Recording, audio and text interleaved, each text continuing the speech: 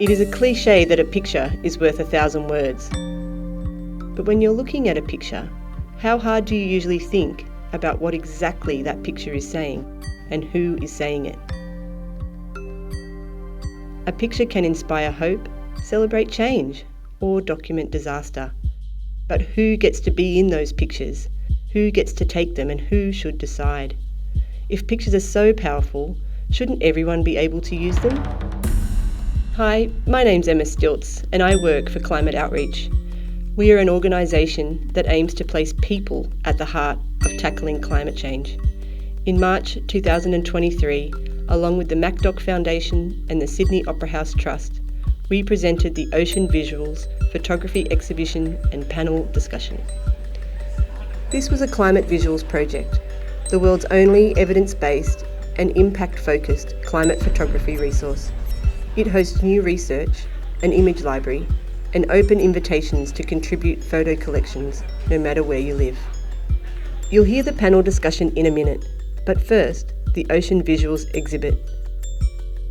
Let me paint a picture in your mind, because mental pictures are pretty powerful too.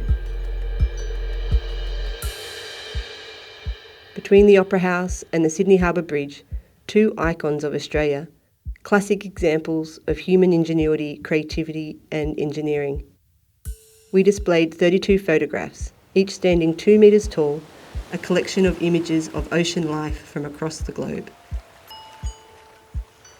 Standing in the Sydney sunshine, my eye catches the image of an Indonesian fisherman perched on the edge of a traditional canoe, catching a massive sailfish using only a hand line. There's also a family conserving a clutch of turtle eggs in El Salvador. Each picture provides an insight into another world. When looking at these pictures, you realise a connection to the sea and ocean is not a uniquely Aussie thing, it's common connection across humanity. This beautiful marine environment is so important in regulating our global climate. But now, because of climate change, the seas are in danger. This is bad news for us all, but most of all for those people who directly rely on our oceans. So, can a picture help in the fight to protect our seas? There's so many reasons to not act, and none of them are good. None of them are good, and that's the power of a good photograph, is like it kicks your own ass, basically, and says, this is really happening. When this panel took place, the backdrop of the climate crisis in Australia was striking. Fires, floods and droughts have hit with a ferocity never seen before. During the peak of the bushfires, my home remained pretty safe, but I had family members on the south coast of New South Wales who had to flee theirs. They faced the dilemma of whether to stay and defend or leave, but go where? And I remember seeing the images of people on New Year's Eve fleeing to the beaches to escape the firestorm, as fire ripped across the gum trees, turned the sky black, the smoke so thick it blocked out the sun. Just looking at that image, I could feel it was the kind of smoke that stings your eyes and stings your throat. At the same time, Australia is preparing to vote in a referendum, a national vote to change the Constitution, to create an Indigenous voice to Parliament. Indigenous peoples are both stewards of our environment and amongst the most impacted by climate change, and Australia and the world needs to do a better job of listening to them. It is an important time to discuss the power of visual storytelling, and not just its importance, but how we should take and view images. The photographs don't speak because it's not my mum in that photo. It's not my land in that photo. I don't have generations of people buried on that land that's going underwater.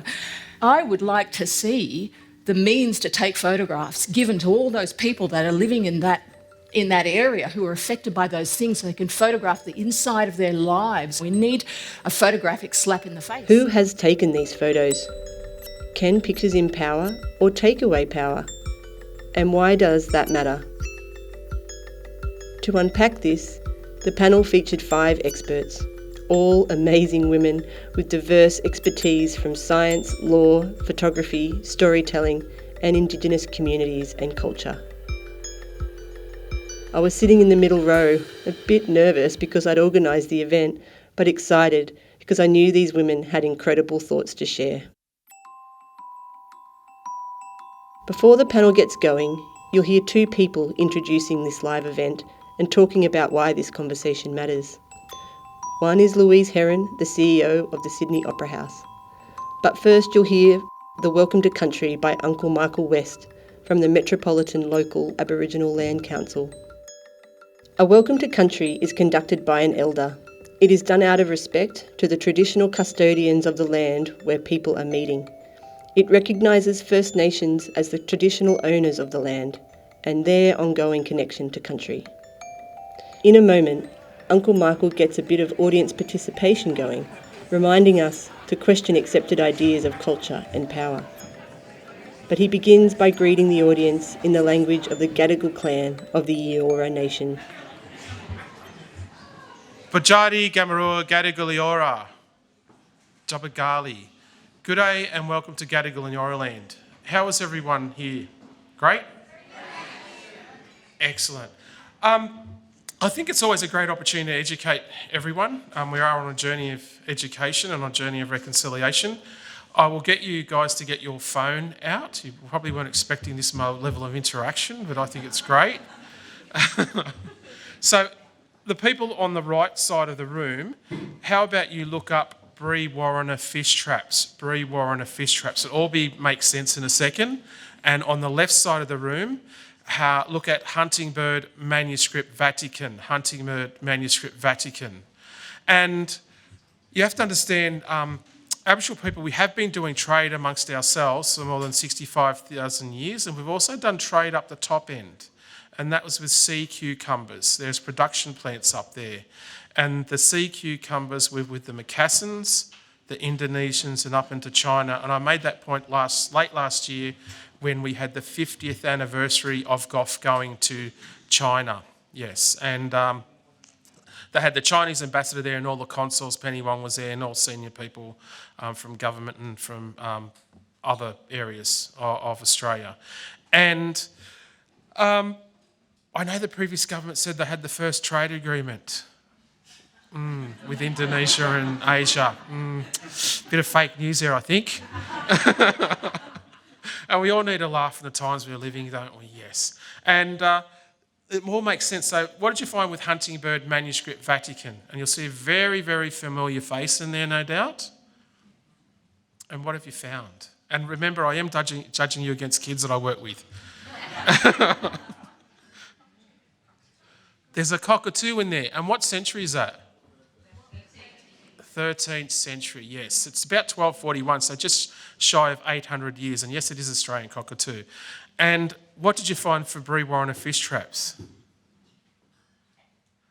The point being that as we have our culture and our sites, they're your culture and sites to protect for not only fellow Australians, but for humanity itself. And it soon makes sense. And it's a beautiful place in New South Wales. So we're lucky to have this aquaculture and engineering. It's 40,000 years old. 40,000 years old. Pretty mind-blowing, isn't it? It's the oldest known human construction in the world today. Stones set in a way that they capture the fish as they come through. And it's important, you know, we've had a couple of difficult years, I know. I was just talking to someone I had in curfew, which was pretty, wasn't great. 9 o'clock at night to 5 o'clock in the morning, you had to stay inside. And then no matter what time you woke at night, you could always hear a helicopter. Yes, pretty traumatising for my neighbours too, who come from very diverse backgrounds and areas within the world where there's war zones and that, living out in the western suburbs. It's important we take a moment's silence to pay respects to our ancestors. It's very important we do that. All cultures respect our ancestors. It's also important that we pay respects to those we've lost the last few years. Because remember, they're not just numbers, as we saw. They're not just statistics. They're people with their own names, their own faces, their own families, their own dreams, and part of their community. We should always remember them, and we should live our lives to the fullest, surviving through the pandemic, which still has a way to go. New South Wales Health is on on yellow alert. We were on amber alert a little bit earlier in the year, but we need to remember that. We pulled together as communities and we have a lot more Australians because of that, and we need to remember that. Also, we need to reflect our journey right here, right now, and we need to pay respects to Mother Earth, as you are, because Mother Earth provides us with everything. Everything you see in our society, from our buildings to our clothes to our food, comes from Mother Earth.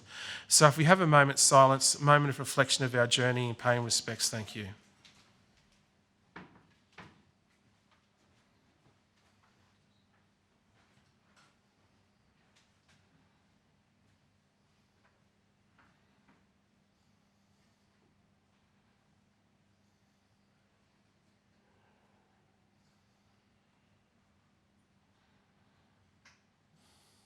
We have 3 beautiful waterways, the Hawkesbury, Nepean and Georges. These are the aquatic boundaries of our nation. To any of my Aboriginal and Torres Strait Islander brothers and sisters out there, we warmly welcome you from country, from clan, from tribe, from nation. And to all our brothers and sisters, we are all brothers and sisters. We belong to one mob, humanity. We warmly welcome you from your family, your community, your neighbourhood, and ultimately the country you come from. On behalf of Metropolitan Local Aboriginal Land Council, our elders and our members, we welcome you here. It's important that we do look after Mother Earth and care for country, as Aboriginal people have been doing for more than 65,000 years, because we are country and country is us. That's how we see it. It's important we respect her. And also, we need to rely on science too with what we're doing. We've done that with the pandemic. Why can't we do that with climate change?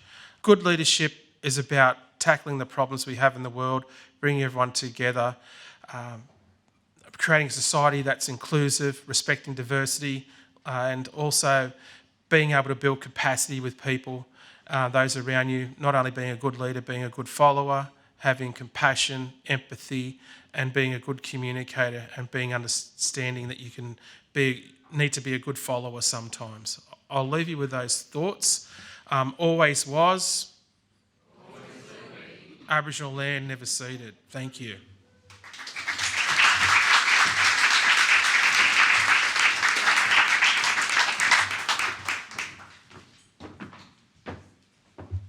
Thank you so much, Michael, for your fantastic acknowledgement of country, and welcome to country. Welcome. Thank you so much. I also acknowledge the Gadigal and thank them for the incredible care that they have taken of the lands and the land, the country, the waters, the sky, the animals here on Jubagali. I was born in the late 1950s on Turrbal country, which is now known as part of what is known as Brisbane. And I was delighted to discover that the word yakka actually is part of the Turrbal language, yakka meaning hard work, because I believe that the problems that we are facing at the moment can only be overcome, really met through our creatively applying a whole lot of hard work. And that's what we are all here today to hear about. And I'm really thrilled that we have this remarkably timely exhibition, that it isn't raining for it. And I'm also very much looking forward to to this evening's panel discussion. If you haven't already, I encourage all of you to spend some time over looking on the Western Broadwalk at the artworks, Ocean Visuals, which you'll find down there. And it is a fabulous setting for it as well. The photographs bring into very sharp relief the close relationship between climate change, communities, and the oceans around us. There are also stunning individual scenes, tragic, intimate, beautiful in their own right, and that, of course, is the key to their power and their appeal. As all of you know, one of the many challenges of the climate emergency is how to meaningfully communicate with the community around us, how we engage in a way that creates real change. The health of our oceans is obviously central to those questions. The more we study our marine environment, the more we see the currents that connect us and reveal the threats to our very existence. James Bradley, who was going to be here this evening, but I understand was not able to make it, once wrote a very perceptive essay for the Monthly about living in a moment where geological and human time are collapsing into one another, testing the limits of our imaginations. Here's what he wrote. The problem is amplified when it comes to the ocean. Although we may know one part of the coastline intimately, the ocean's immensity means that for most of us, the rest of the ocean remains essentially unknown, a trackless non-place. Nowhere is this clearer than in the way contemporary travel reduces the ocean to a blue emptiness glimpsed in passing through a window, or just as often, a blue space on a screen. At the Opera House, these immense challenges are front of mind now more than ever. 3 years ago, we became the first arts organisation, I believe, in Australia to sign up to the UN Global Goals, an initiative designed to confront some of the urgent problems of our time, including inequality and climate change. The global goals are a roadmap of sorts to a more equitable, sustainable and fairer future, and the reason we committed to them is quite simple. We believe then, and we believe now, that creativity can help build a better world. We believe that the Opera House, a global icon, a symbol of modern Australia, has a responsibility to help create the kind of world that we want to see. Richard Curtis, the filmmaker, calls the Opera House Australia's greatest megaphone, saying that culture and the arts have the power to do things that UN documents could never do. Right now, we're in the middle of our 50th anniversary celebrations, and one of the priorities that we've set for ourselves during this period is to provide a stage for conversations that matter. And that's why we're so proud tonight to be hosting this exhibition and this forum. It makes sense at a surface level too, a photography competition about one of the most photographed buildings in the world. We need new ways of thinking and new ways of living, and we also need new ways to communicate with our neighbours and to articulate the threat, because there is such a long way to go and the message hasn't got through. But before I leave you, I just want to mention a program that we put in place at the Opera House a few years ago that inspires confidence in our ability to chip away at a problem that so often feels completely overwhelming and out of reach. Because it's all very well to align with the global goals, but the important thing has always been about taking action at whatever scale we can imagine. So in collaboration with the University of Technology Sydney and the Sydney Institute of Marine Science, we installed an artificial reef in the waters around Bennelong Point, Jubagali, to create habitat and boost biodiversity in the harbour. In 18 months, we watched the reef as it attracted 8 new species of fish and one especially exciting development, the discovery of 3 seahorses, including the fabulously beautiful White's seahorse, an endangered species that has suffered the loss of natural habitat across the coast of eastern Australia.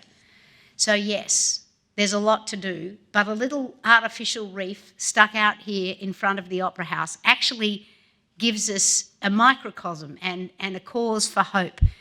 No matter how modest and relatively self-contained programs are, they can make a real difference. They can particularly make a real difference to people's perception of their ability to affect change.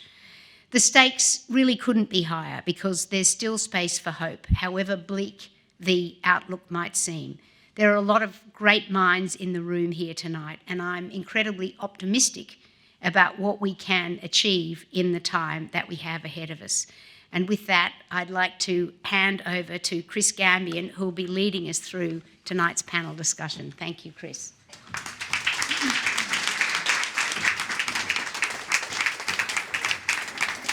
Good evening, everybody.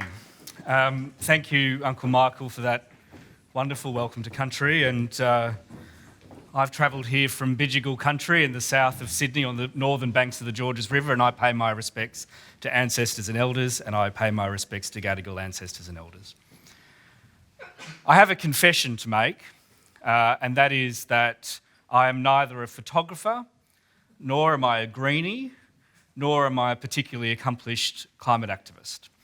A few years ago, had the great honour of being the Chief Executive of the Nature Conservation Council of New South Wales, but before that, for really all of my career, I've been a trade unionist, a failed politician, a rabble-rouser, certainly concerned about climate change, certainly understood the issue, certainly dragged along to all of the rallies and protests and all of that. But if I was to say to you that climate was my issue, I'd be lying. But then something changed. And I think it's something that changed for probably a lot of us who live here in Sydney, and that is the images, as well as our lived experience, but the images of this building, of Centrepoint Tower, covered not in beautiful sunshine, but in a fog of dense smoke. The images of places like Lismore, where our fellow Australians are rescued by boat from their second-storey roofs. And for me personally, the image of myself walking through the dry riverbed of the Darling Barker, not far from the Brewarrina fish traps at Pooncarie, the riverbanks towering on either side of me in a place where there should be water. Images can change hearts and images can change minds. And the power of photography, I think, is that it asks us to listen with our eyes. It asks us to be curious. It asks us to build our relationship and see things from a different perspective. And the panel we've got tonight, this magnificent panel who I'll introduce in a moment, are some of the best that we could hope to hear from. Art gives us voice, voice gives us freedom, and through photos, it's possible for us to see a million new stories, and hopefully through the work of climate outreach, through climate visuals, through ocean visuals, we'll start to hear more and more of those stories, perhaps through photographs, because there are too many people who right now can't see themselves in the climate story in this country. So, without further ado, you didn't come to hear from me. Don't laugh, that wasn't a joke. Let me introduce, first of all, Dr. Amiera Sawas, who's the Chief Research and Engagement Officer at Climate Outreach. Amiera is a researcher and an advocate who has worked in 5 continents so far on supporting people in all their diversity to engage on climate change. Hilary Wardhaugh, I said it correctly, who's a photographer, most recently famous because Hilary was the creator of the very first visual petition to the Federal Parliament, in addition to all of her other great and impactful work. Dr. Judith Nangala Crispin, a New South Wales-based visual artist and poet. Judith is a descendant of the Bangarang people of the New South Wales Victoria Murray River region. Judith has spent over a decade living and working for part of the year with Walpiri people in the Tanami Desert. Welcome, Judith. Welcome, Judith. Lekki Mays, who's founder and director of Glider Global. Lekki is a transformation specialist who creates platforms that uplift people and places by elevating the stories and issues and conversations that matter and inspiring new and fuller ways of seeing and being. Welcome, Lekki. And finally, Emma Fitch from the company Terri, Janke and Company. She's a solicitor specialising in First Nations rights, legal policy, governance, water law and managing land and sea country. Welcome, Emma. I thought perhaps we could get started, Judith, with just thinking about photography itself and what power photography has to communicate. Can you talk to us a little bit about a particular photograph that's special to you and why. Yeah. Before I do that, I just want to say thank you to Uncle for allowing me to come and speak on this land. It's a real honour to be here. I spent a lot of time in the Central Desert, and when you're in the Central Desert, you have a different view of climate change than you might in Sydney. But it's really important to remember when you look at a map of Australia, there's a little tiny green band and there's a whole bunch of desert. So what we're seeing in the Central Desert now is what you'll be seeing in Sydney potentially within a decade. And there's actually two pictures I'd like to talk about. Neither were taken by a professional photographer. The first was taken by a kid, and it's a picture of a little Warlpiri girl, and she has in her hand a silver perch. And she's a girl from Ludgamanu community. Ludgamanu is 22 hours northwest of Alice Springs. There hasn't been a silver perch in Ludgamanu in a really, really long time. But 4 times in the last 20 years, a weather phenomenon has dropped silver perch over Ludgamanu, and they have arrived flapping, flip-flopping on the windscreens, and the kids have run out and they've got them in buckets. And what's actually bringing them out are essentially inland tornadoes. And we think we're a country without tornadoes. We're not. We're just a country where the tornadoes don't reach where everyone lives. But out in the desert, you can see them on the horizon. And every now and then, one of them scoops up a whole bunch of silver perch and comes up past Ludgamanu and drops it down, and children take photos of it. Now, the other photo I want to talk about, which is in many ways even more frightening than that, after the 2019-2020 bushfires, which ravaged the area that I live in, up on the southern tablelands at the top of the Clyde Mountain. We had fire there for about 9 weeks straight. And I took a photograph there of fire in the sky, and the trees underneath are not burned. And I took this photograph up with me to community, and I was sitting around the old ladies, and I was going, oh, it's terrible down in my country. You think you got it hard. Here, look, there's fire in the sky. And they went, oh, it's nothing. And they asked me to come with them, and we went out to this place. I guess you would say it was about 300 or 400 kilometres west of Alice Springs in the Great Sandy Desert, and there's a place there. It's on the Possum Men song line, Jukupa line, and there's mountain ranges, and you can stand up in these mountains and you can look out over just dunes, just sand. And they pointed out to me that there was, everywhere you looked, there were these little glimmering patches on the sand. And I said, what's going on down there? And they said, well, let's go and have a look. And we walked down, and there were glass. And it's not lightning glass. Everybody knows lightning glass, where the lightning is hit. But it's where you've got phenomena like small rocks, or you've got ant nests, and you've got the heat out there, even in the winter, can exceed 50 degrees. And then you've got heat reflecting from these other bodies, and it's enough to ignite the air. The same as I saw over the Clyde Mountain, except in this case, it's not the gases coming off plants, because there aren't any plants, and it is fusing these little areas to glass. And I got photographs from that trip where you can see it. You can see the sand particles and these little rivulets of glass that are being formed in there from the heat. So, I mean, there's a situation where we've got communities where there are people who are already living in awful conditions. You could barely call a lot of those communities properly housed. Where there's a problem with the houses, old ladies end up on the street. And they're reaching temperatures now in the summer where it's really difficult for people to actually physically function, to continue to function. If temperature's over 50 degrees, it becomes difficult to actually coordinate your arms and legs, and walking 10 or 15 metres can become a challenge. And we're seeing that everywhere. You know, and sitting down talking to Mob about it, nobody has any memory of this happening before. And, you know, this is one of the first times that I've sat down with people and just had people say, we don't know. Nobody's seen this happen before. This is a new thing that's happening. And that, to me, you know, these are both very amateur photographs. They're not glossy and beautifully. They're not, you know, the rule of thirds went right out the window with them.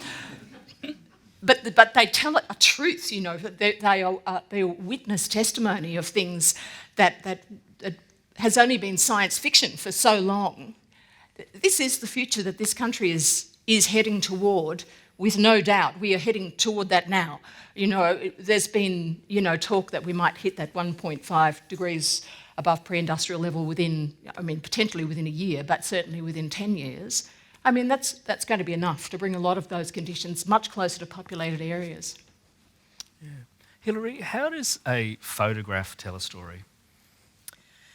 A photograph, I guess, tells a story because, for instance, when I started the petition, I'll talk about that in a minute, but the thing about a photograph is that you don't have to read it. You don't have to be literate to read it. You can just look at it. And everyone takes from that image what they make of it, basically. And some people's opinions could be different from others, but it's that person's truth. So, and that's what was important with the petition that I started, is that it needed to tell an individual's truth, basically. I think it's a really interesting question. I work as a communicator largely, but the area that we work in is around transformation and change, basically. And all the work that we do is focusing on those big human issues that are shaping society and shaping the future. And so story is a really big part of what we do. And I've been doing this for a long time now, for over 20 years, and particularly working in finding ways to communicate about the climate challenge for over probably about 12 years now. So I've seen, interestingly, even in this place, over what a decade, has brought forward or not brought forward in terms of action. And I think the role of story and the role of photography particularly, it's such a powerful medium because it's universal and it kind of cuts through in a way that language, you don't need to translate in some ways. It's quite immediate. And I think if you're talking about how we change and how we move forward and how we tackle some of these issues, I think with transformation, if you think about it, it's about moving people. And to move people, you need to move them.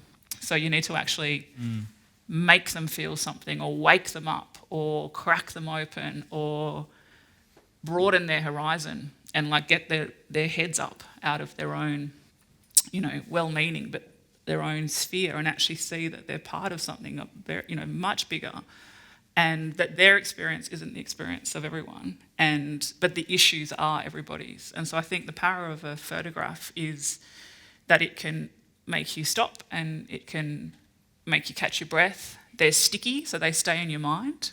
They may stay with you and then they maybe later make you start thinking about something. But the most important thing, I think, is that it decenters our experience and it actually makes us see through another lens. In its very essence is what is happening. And that's so important, I think, for so many reasons, to actually just be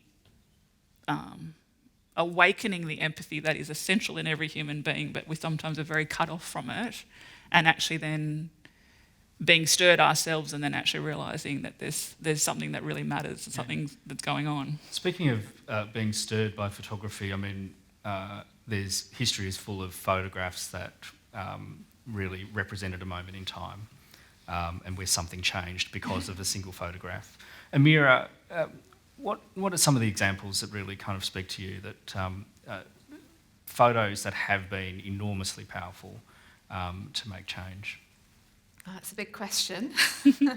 And obviously my expertise is very much in the realm of climate, but from a personal perspective, we were talking earlier about the famous Steve McCurry image of the Afghan girl. For me, actually, I found that to be quite a problematic image as someone who comes from a non-white background, from a region of the world that is impacted by similar geopolitics. And so I think from my perspective, it certainly made me think a lot about who is behind the camera, what kind of level of agency do the people being photographed have, and that sort of brought me along sort of a thought process around the visualisation of the climate crisis. So in Australia, I believe there are a couple of quite, everybody's seen a couple of key images. I think one is a cow in a tree that was escaping floods, and another is of kangaroos running away from the fires, and those are very impactful and arresting photographs. But what happens if you put people behind the camera to kind of document how they see themselves in the climate story?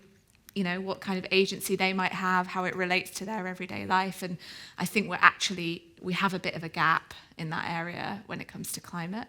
And that's basically the reason, you know, why we do climate visuals and why we did this initiative, to sort of put the camera in the hands of everyday people and allow them to kind of shape the climate story in different ways that can, you know, impact and drive change in different ways that relate to different people's lives. Yeah.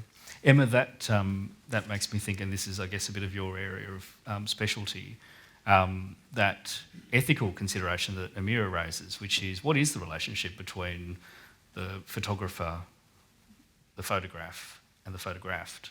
And what are some of those ethical considerations that we might have? Absolutely. I can only speak to the Australian context, but what we do as a firm at Terri, Janke and Company is Indigenous Cultural Intellectual Property, or ICIP. So again, this is in the Australian realm, but these rights are universal, international. It's the inherent rights to heritage, to cultural expressions, to stories, to cultural objects, to pass on culture. These rights aren't necessarily protected in Australian law. Some are to some extent. But the message from that is that with photography, the photographer, when taking a photo, by default would own the copyright to that photo, and the person depicted usually wouldn't have copyright rights in that setting. And so it can become quite problematic if it's not gone about in the right way, because if you're depicting a cultural practice or an expression or a story without the appropriate consents, without attribution, without benefit sharing, you can be not honouring ICIP rights. So a lot of what we do is working with Indigenous and non-Indigenous people to make sure those agreements are in place, to make sure that people have agency over a photo. There might be cultural protocols that need to be observed around that photo going into the future. So as much as it's a really exciting time to, I think most people in the room here are here because you care, you know. I think the common understanding in the world now is that climate change is real, it's here, but people struggle with what to do with that. And I think now that we're communicating about it more, it's a great opportunity to think how we can uplift First Nations people and uplift people from marginalised backgrounds, because if it's from a colonial lens, depicting a First Nations person or a person from a disadvantaged background, it can be quite extractive if it's not done in the right way. But with that comes great opportunities as well. And so the key message from that I encourage people to think about is this opportunity really capitalising on the person's rights to their culture, their heritage, and what they want to get out of it, what they would like to pass on to their people and what they want for their community. Judith and Hilary, as practising photographers, I mean, if the power of a photograph is that it can tell a story, then you're holding quite a precious thing there, aren't you? If you're a custodian of a person's story, what is that relation? I mean, the law is one part of it, but there's, I imagine, a deeper kind of moral consideration there about just how carefully you hold those stories and what you do with them and the agency of the photographed. Can you talk a bit about that? Yeah, I did a book with the Walpole a long time ago, which was a book of photographs of people and then their various stories. And it became very problematic for me because as those people became older, then I had to have conversations with the family about Kumanjai, what would then happen to those images. Would I have to recall the book, what would actually happen? And, you know, because I'm a fixture in community, there was a lot of negotiation and it ended up being fine. But after that, I decided to work a different way. And I don't take photographs in community at all now. I could, and you know, there are people that are incredibly dear to me that are very old, and these are the people you want to take those photos, so you've got something to remember them by later. But I make cameraless works now to honour them, and I talk to them about that, so that now, you know, I might have a portrait of a magpie, and that, to me, you know, is Kumanjai Nungarai, because that was her Jukupa story, and that's how she saw herself. But, you know, not having grown up in community. That was a real wrench for me, and it took realising that I was butting right up against that cultural issue, you know, which to many, many people is incredibly serious. You know, that idea about what happens to the image of a person after they have passed away. Kumanjai laws in the desert are very, very strong. They're not used by everyone, but they're used by a lot of people. Hilary, your thoughts on that? Yes, well, I had an interesting experience recently when I was at a workshop in Melbourne, and I had seen this particular photographer's work, and it was of Indigenous people, and I just assumed that the photographer was Indigenous himself, and so I actually had that sort of worry about you know, how he was representing an Aboriginal man or woman, not being quite a white Australian, and so I do find that sort of situation quite interesting. Recently, I photographed I did an exhibition where I was photographing people who live with disability. Now, I don't have a disability. I really struggled with the fact that I was going in there with a camera photographing people who live with disability, even though they agreed and are happy that it was going to be an exhibition, what have you. But you know, I did actually win a prize with one of the images, and I shared the prize money with this young man. He's about the same age as me, Bruno, who lives with Down syndrome, and he was thrilled.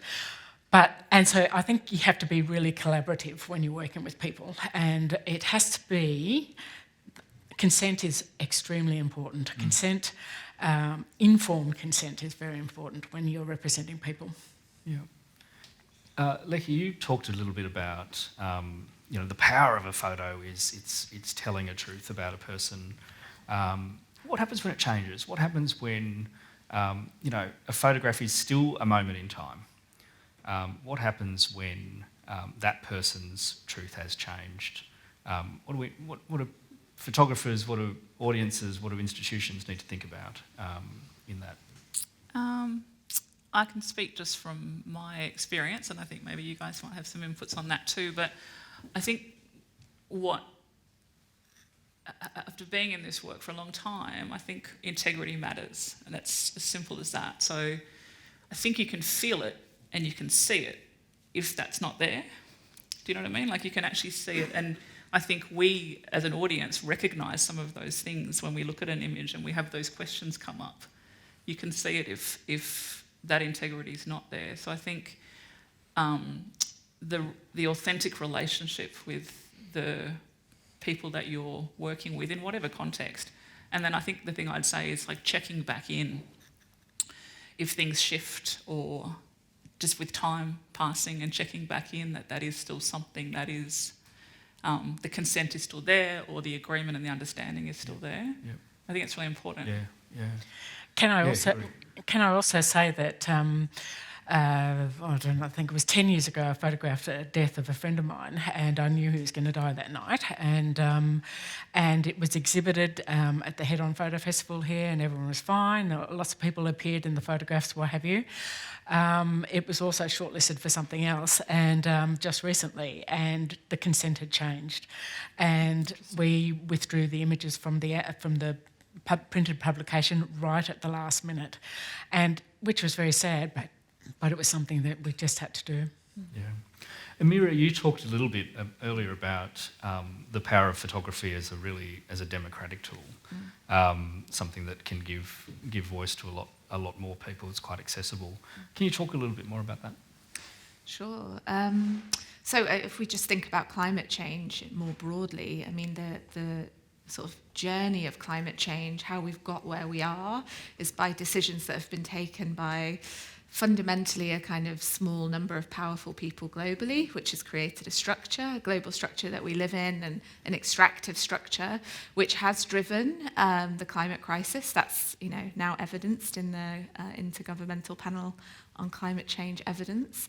So, for example, colonialism and rapid industrialization is a big contributor to the growth of emissions. So how do we fix a problem that has been created by decisions of a small number of people? Well, we need to kind of open up space for people from all sorts of backgrounds to get involved in the solutions, because we know that if a small number of people are making decisions, it's not always necessarily getting us to a place of harmony, balance, inclusion.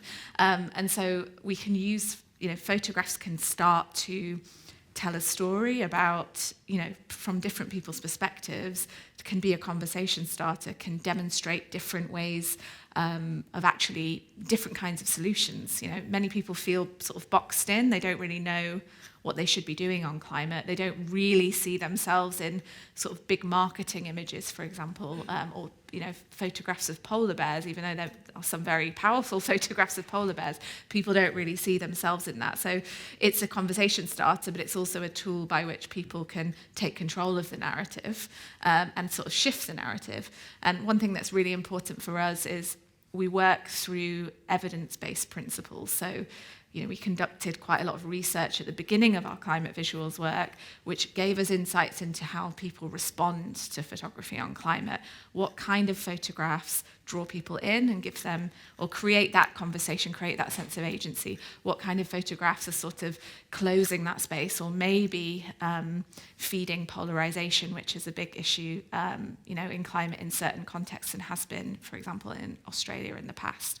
So we're trying to get a sense of what is going to open the space, and then through those principles can sort of try to guide people, everyday people, to be those drivers of the conversation, rather than it just kind of sitting within, the marketing desks or the kind of the space of elite artists. Hilary, tell us about the visual petition to Parliament. I think the first of its kind.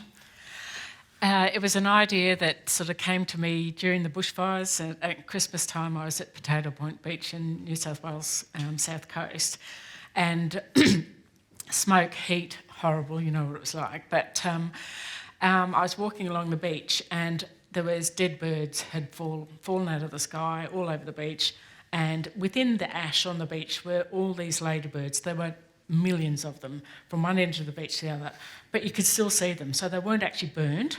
They had died from heat, and it was just heartbreaking to see. And there's something nostalgic about ladybirds. I don't know what it is, but so I had my camera, of course, and I took some photos. And I thought to myself, seriously, I'm online and you sign petitions all the time. You give $2 and whatever. And I was thinking, what's happening? Nothing's being done. Nothing's been done that I have known of. Anyway, so I just thought, okay, I'll put the word out. I know lots of photographers around Australia. I'll put the word out, and I said, and I wanted it to be a women's project, because women are generally more affected by climate change globally than men. So I decided to put the call out to Australian women, whether they're photographers or not, if they had a phone, if they're artists, what have you, to send me in images. And I thought, okay, let's go for 1,000 images. Go for 1,000 images, and because a picture's worth 1,000 words. That was the idea, and I ended up getting 1,247 images. And the thing that was so amazing about it was that when I started the petition, a lot of the images were about bushfires and heat and drought and what have you. Towards the end of that, when I called it sort of quits as far as the submission process goes, it was all about the floods.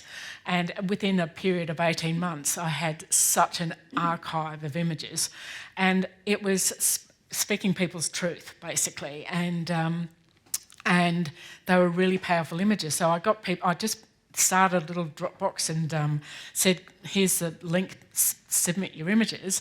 And with those images, can you give me a reason why, give me an artist statement, but also some demands to Parliament. Because I was thinking, maybe we can somehow make this into a petition, a visual petition. Of course, if you've ever tried to put a petition through the Parliament House, it's very particular. That there's all sorts of rules and regulations. Anyway, so I contacted Linda Burney, And I said, I'm going to launch this. I need some more Indigenous content as well from whatever, because that's one thing that I failed with the petition, is not getting enough of that. But we launched it sort of about 18 months, a year into the thing, and then all of a sudden it just started growing and growing. And then I thought, okay, we're going to do this.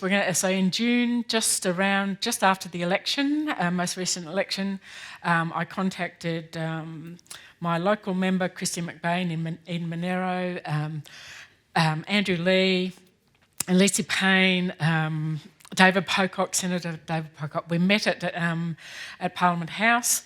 And we've got a copy of the petition here, and I handed over, and I said, I want this waived in Parliament like a lump of coal. Please do something. and it was really funny because I timed it perfectly, because they had only just got into Parliament, and so they still had work. They still were sort of settling in, and so on the first day of the new government. I think it was the first day, second day, my member for Canberra, Lisa Payne, tabled it in the House of Reps. And Michael McCormick, he allowed it to be tabled. And so we got around all the sort of legislation about tabling petitions. So it's on public record. We had an exhibition in Melbourne at Climate Gallery, which is a climate-based art organisation, and it's been collected by the National Library of Australia. And I've got one copy here, which was the exhibition copy. And anyway, it went global. I was interviewed by the BBC, like The Guardian. It was all over the place. And I think the thing, it hit a nerve, because there was so much shits going around in Australia about climate and with the previous government, and no action being taken for the last decade. It needed to be done. I'm just one person living in Queanbeyan in New South Wales. If I can do it, anyone can do it. And it was just the most amazing thing to do. Can we give her a clap? Yeah, absolutely. So we should probably talk a bit about the collection here, the Ocean Visuals collection, which is rolling through behind us on the screens, and is obviously out, as Louise said earlier, on the Western Promenade. Amiera, what is Ocean Visuals, and what is the problem it is trying to solve? Okay, so Ocean Visuals is an open, accessible collection of 93 images, which are freely available for non-governmental organisations, media to use, and then they can be accessed through licensing fees for other organisations. We tend to do these open calls where we will have certain themes that align with the evidence-based principles of climate visuals that I mentioned earlier. And we had quite a successful global call the year before. But one thing that sort of has struck me and my colleagues is, and this comes up a lot in sort of climate diplomacy spaces, is the ocean-climate connection. The science is clear that the ocean is absolutely critical to our health and well-being as a planet, to our climate resilience, and there's massive degradation happening to the ocean. The ocean is our biggest carbon sink, for example, and most people don't know that. The way that warming is affecting the ocean is contributing to climate disasters such as hurricanes and tornadoes. There's so many ways in which the ocean and climate are connected, but it's not really been at the priority of policy spaces, it's not been at the priority of climate campaigners, and so there was this kind of feeling that we need to do what we can in our role to try to make it more of a conversation starter and build the awareness of the ocean climate connection with a collection. And so, we had this open call.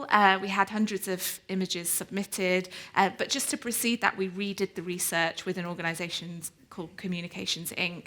to see whether the principles applied exactly the same way when it came to ocean climate. And through that, we learned that there were 8 principles of ocean visuals. We normally, in the climate visuals more broadly, we have 7 evidence-based principles. And then we had an international advisory board, which was diverse, and some representation from Australia, which was great, who looked through all of the images and basically decided on the final 93. the question of ethics is really important, and that's why it's a big theme of this discussion, that we normally go for 100 images, but this time the advisory board sort of decided that we couldn't quite make it to 100 for various reasons, and one of the reasons were there were some amazing images that were there, but they didn't quite hit it in the full ethical standards in the way that we've discussed. So that's remains really important for us. So the purpose is to be a conversation starter, to be accessible. That's why we have this exhibition here, and we're incredibly grateful to the Sydney Opera House for hosting it. That's why it's part of the reason why we have it outside, so that it's people are walking by, they can go, they can have the images can be quite arresting, and hopefully they draw people in, but we also have some information about each of them, which is written by the photographers, of course. And hopefully it will just start to, create conversation and build awareness. An additional thing that is really important for us about the visuals work we do more generally is the media industry and the kind of power that photographers have within it. And so what we do through this is we pay the licensing fees for the final images, for the winning images, so that it isn't a cost, to photographers or to organisations such as non-governmental organisations, scientists and media, so that they can actually use the images, so that cost doesn't become a barrier. And what we've seen in the previous work that we've done is that has enabled the use of the images much more widely, and so we feel that that's kind of giving us confidence that there are kind of evidence-based images out there that can drive conversation and agency on climate action. Thanks, Amiera. This is a question for everybody. We'll wrap up on this, and we'll have some time for some questions from the audience.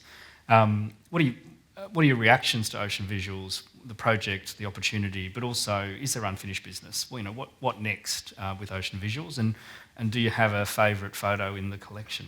We may as well start with you, Emma. Thanks, Chris. I think the favourite photo for me was by Adam Cyber, I think his name was, and it was depicting the Solomon Islands, people pulling out ropes to do seaweed farming for aerial view. And to me, it struck me because it looks like it's ICIP, a traditional practice. It's a community that lives off the ocean, and we know that those that live off the ocean for their livelihoods and just from cultural practices as well will be more impacted by, you can see in many of the photos, the rising sea levels and how that impacts so many communities already. The Torres Strait is one as well. And just thinking, as you mentioned, Amiera, the ocean protects us in terms of it's holding the impacts of global warming. It's a sink. Same with seagrass and seaweed. And I think most people aren't aware of the strength of that protection. And as soon as we hit that 1.5 degree plus, I think it's 90% of the world's corals die. And I think people don't know that, which is just devastating. But seeing that photo, I think, sums it up of the urgency and the importance and the interconnection of these things. Yeah, thanks, Emma. Lekki? Just to your question around what's the unfinished business, I think what's so interesting about this space is it's such a fine line when you're communicating about climate, the challenge and the urgency and the reality of what's actually happening on the ground to our wild places, natural environments, but also affected communities. And then also the role for hope and inspiration and possibility. It's such a fine line. And I think what I've seen in the last 10 years is lots of fatigue from people because it's like inaction or not knowing what to do or it's feeling overwhelming. And there's probably things that you've found in your research. It's like really real. And I think that the opportunity is definitely around both, And one thing I think about how change happens is you need to see the reality and you also need to see the possibility that actually it can change. So I think both those spaces are really exciting in terms of communicating and visualising the climate challenge and the climate opportunity and really making sure that that urgency is there, but also the solutions and things that are happening is also needed, I think, for people, everyday people, which is where the power actually is. It's the thing that we kind of know, but I think forget that markets and governments and brands and organisations, the power's actually with us as people. If we can show that our values have shifted and that we don't accept certain things and we want certain change, the power really is with us. And so I think, those sort of images that do both are really important. And it's so interesting because that literally was the same image that I connected to. Interesting. We do a lot of work in the climate photography space as well. So we have a climate photography project that was established in 2012, so over 10 years ago. And in that project, we worked closely with a photographer and the Climate Institute, and we were really championing the idea that photography is research, that it's actually evidence, and it's really powerful, and we need all sorts of things. We need leadership, we need policy, we need all these things, but we also, this form of research, this evidence-based photography is really powerful, and so we were championing the idea of a climate research photography fellowship and resident with the Climate Institute. And for 2 years, everyone said no, both sides of the camp, the photographer and the Climate Institute. And we were kind of the bridge in the middle that was saying, like, this is actually really amazing, there's integrity here, we can do this. And so with that initiative, it ran for, the residency ran for 2 years, the research residency, and this photographer was then supported to be able to go to photograph the aftermath of the Tassie bushfires, and around Australia in terms of drought and desert, but also then went overseas to travel and document impacts of typhoon in Philippines and sea level rise in Bangladesh. And so the images that I'm really connected to too are those ones that really show the communities that are really affected and affected now with sea level rise or warming temperatures. That image that you speak about, the Solomon Islands, I think the sea level has risen 3 times higher there than anywhere else in the world. And that sand island has decreased by something like 50%. So it's really real, it's really real. And I think there's so many reasons to not act. And none of them are good. None of them are good. And we sometimes need to wake ourselves up, I think, to this. If you actually sat and said to someone, do you really think that's okay? No one would say yes. No one would say that that's okay and that's fair and that's equitable. So I think that's the power of a good photograph, is like it kicks your own ass, basically, and says, this is really happening. There's a luxury to be considering that we don't need to do something. And so I think all those sort of island nation photos where you really see the impacts, and they're the lowest emitters. Yeah, absolutely. On the front line. Yeah, Judith. First to be impacted. Yeah, totally. It was a lovely experience walking through and seeing all those beautiful photographs. And they are very, very beautiful. And I think that's where my uneasiness lies. Because in order to take a really beautiful photograph, you've got to have enough money to go and buy a DSLR. And most of the time, those photos are not taken by people that live in those areas. So you need then to be able to have the money to transport yourself then. And then you've got a situation of the privileged photographing the underprivileged. And this is highly problematic. It's not only that, there's obviously an ethical imbalance, but the photographs don't speak because it's not my mum in that photo. It's not my land in that photo. I don't have generations of people buried on that land that's going underwater. And that's what misses for me. And, I'm a professional photographer, so I hate these words coming out of my mouth, but I think that in this situation, professional photographers aren't the solution.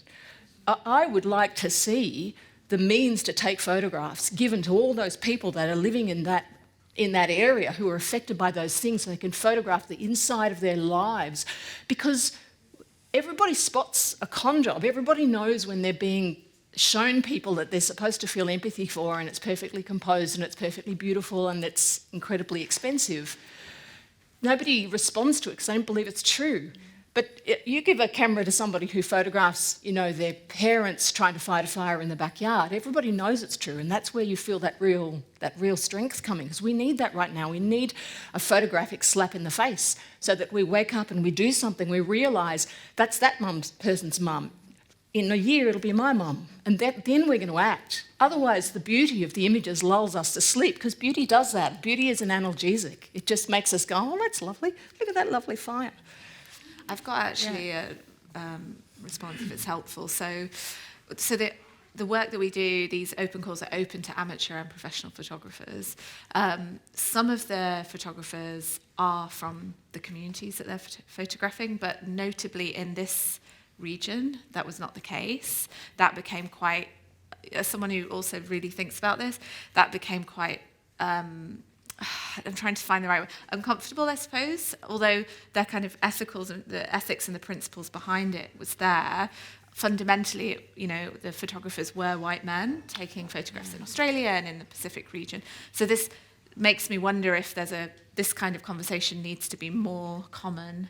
We need to be having uncomfortable conversations more in this region around that. Whereas I think in some of the other regions, that conversation has been there. I think, you know, for example, if some of the regions of South Asia where the photographs were taken, I've worked for a number of years in Pakistan, for example, it's a conversation that would come up. Who's taken this? Are they from the urban elite, just coming here, kind of picturing people in a way that they think that they live? And that would be something that would come up. But yeah, important thing for us to think about in this region. And Hilary, your thoughts? Well, I sort of liked the Greenland one, and I thought the photographer, I forget what the photographer's name was. I thought it was Adam somebody, but I thought it was ironic that the Greenland photo where they had a white man, sitting on a chair on a piece of ice was quite ironic because it's sort of like the patriarchy, if you know what I mean. I'm sorry to say it. So I actually enjoyed that for that reason, for that irony. So sorry to the photographer, but I just thought that, that was my favourite. You wait for the ice to shrink. Yes, right? and it's just in that case only. Sitting in a chair in a suit, you know, like seriously. So I think we don't really have time, but we're going to do it anyway. We've probably got time for just a couple of questions from the audience, if anybody has something on their mind. Yeah, up the front here. Thank you so much for the... We're doing a podcast, so you need to speak into the microphone. Oh, okay. So my question is, what do you find works better in terms of getting actual change from photography, in terms of showing the problem or showing the solution, and showing the sort of brutal truth versus showing beautiful possibility? Just curious, what do you think actually, is there any research showing what has an impact? Can I just summarise that? So what do we think works best, showing hope or showing the awful reality? And is there research behind that? Yeah, so there is some research on that, although there definitely needs to be more investment in understanding how people shift from concern into action, and who should shift from concern into action. But you need to tell both. People need to understand the truth, and that truth, you know, for the people who have the greatest responsibility to act, to change, that truth needs to arrest them. But you do get this kind of, and it is a privilege, I'm going to say climate grief, overwhelm is a massive privilege. It's a privileged position to be in. But if we want those people who have, and you know, Australia has one of the highest per capita emissions trajectories in the world, just putting that out there, we need people to actually feel agency to change, and so they do need to see that solution. They need to be able to see it and imagine it and be able to kind of take that next step. Right. Can I just say another thing? When I started the petition, I contacted the ANU Institute of Climate Change and Energy Disasters, I think it's called, and I showed them what I had at that stage. I didn't have as many images then, and they said, "Oh, it's just too negative. No, we can't be involved. It's just too negative." And so, in the end, I changed the submission process to sort of include we need a bit of hope. We need a bit of hope in there. Can I add to that as well? It's related and / a tangent. From being really in this sort of transformation work, I think it's definitely both. One thing that I noticed from just working with people in this sort of area and in change and actually trying to invite people to think differently or see differently or open up, which is basically what I do every day of my work. I think one of the things I have seen on the ground, and definitely think it's a truth, is that it's very hard to get people to let go of something until you can give them something else to reach for. And if you get that right, they actually do let go and they do move. So I think we definitely need to see this real, authentic gravitas of what's happening.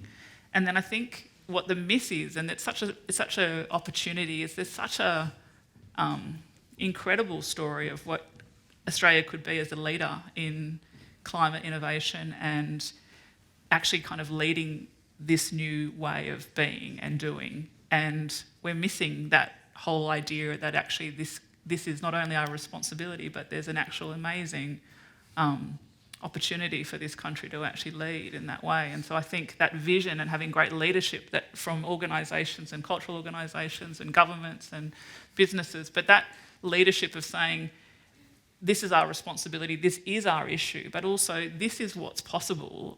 I think the majority of communities and society would actually move a lot faster than we are, but we're stuck in this place, and I think we need that. Yeah, great, thanks. Can I just also quickly add?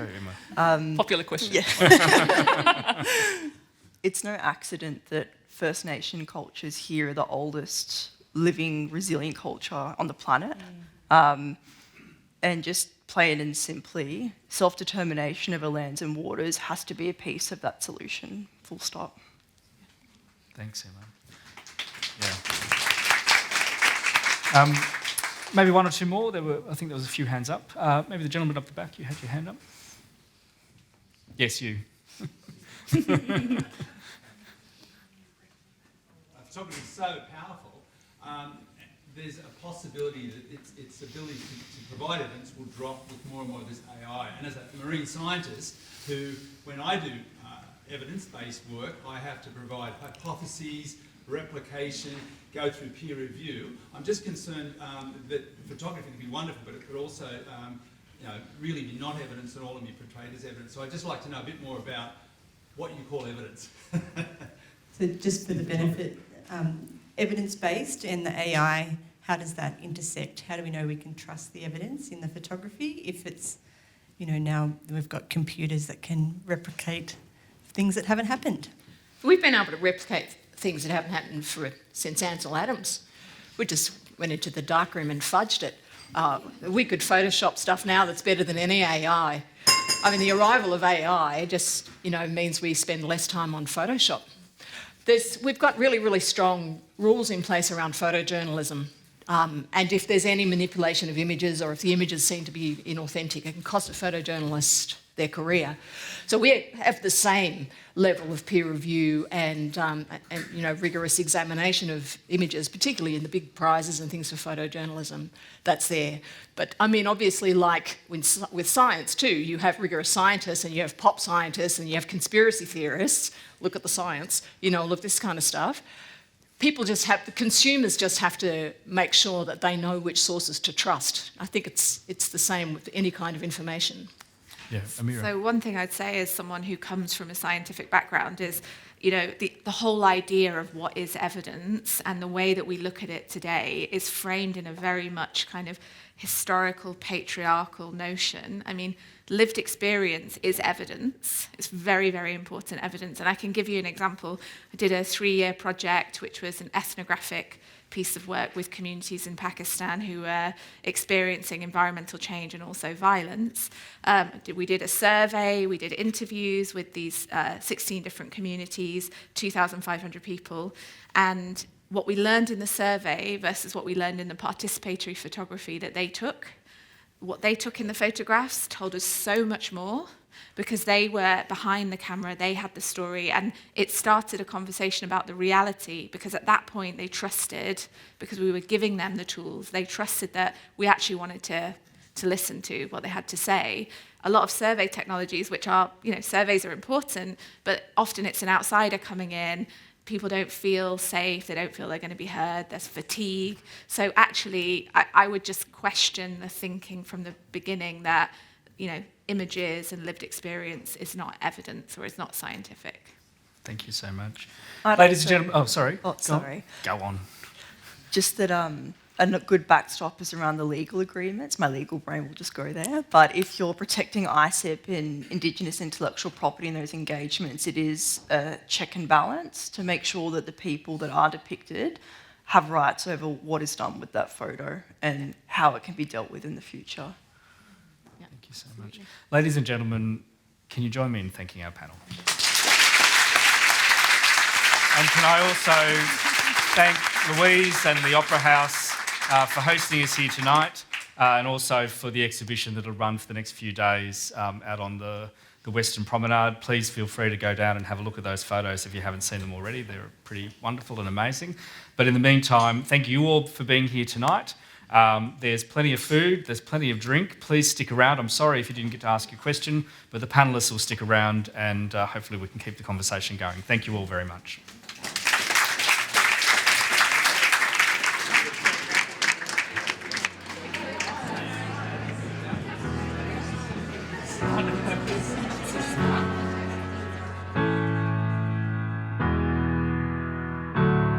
I know the panel conversation you just heard discussed a lot of scary realities. I believe in the power of visual storytelling to move people to action and help us address the climate crisis. If you want to tell more impactful visual stories about climate change, check out the Climate Visuals Evidence and Image Library. Links to this and the Ocean Visuals collection are in our show notes. There you'll also find information on our speakers, links to the stories they discussed, and a link to the visual petition to Parliament. Keep in touch with Climate Outreach by following us on social media and signing up to our newsletter. This audio was put together by Feast Collective. We'd like again to thank the amazing Sydney Opera House Trust for hosting this powerful conversation. And we'd like to thank you for listening to these ideas along with us. When you look at photos moving forward, we hope you ask yourself these questions. Who is behind the camera and who is in front of it? What does the picture tell you about who has power and who doesn't? What does the picture tell you about how the world works? And how could the world work?